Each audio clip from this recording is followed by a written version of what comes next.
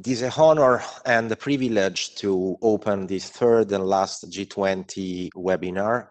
Italy is proud to foster this discussion about culture, and this is something that we would like to foster in the G20 presidency, because we have always considered culture and cultural heritage as crucial topics. And the tragedy of the pandemic urges us even more to make every possible effort to support museums, libraries, archives, theaters, cinemas, and the performing arts more generally, and to support these institutions and the people who work with them and for them.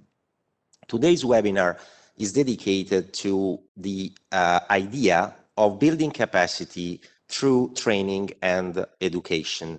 I will give few remarks on this topic, picking three words: harmonization, complexity, and binoculars, or if you prefer pirate adventure, spyglass. Let's start with harmonization. One of the main problems we face when we approach training and education in the cultural sector is the distance between programs and the skills needed in reality. It is the distance between, on the one hand, subject taught, and on the other hand, the real questions to be addressed. Interdisciplinarity, multidisciplinarity have become mantras, but in many cases, they are still empty words. Disciplines are still conceived as rigidly separated, and training programs in many cases are filled with little pills of everything, with no focus on a real focus on the professional skills to be obtained. So this is something that we have to address. And how can we address this? Data and studies show the need to harmonize the educational and training subject matter according to how culture and cultural heritage effectively function and are evolving. A primary discipline, a main domain, which may take years and years of training, such in the case of archaeology, for example, must be complemented with other skills, methods, and disciplines. And these skills, methods, and disciplines, these other disciplines, must be accurately chosen on the basis of the professional skills and knowledge needed in that specific field. Such cross-pollination should begin with case analysis, problem-solving studies, and contextualization. And this leads us to my second word: complexity. Culture and cultural heritage represent some of the most complex fields of study. They involve interplay between several sciences, methods, and disciplines.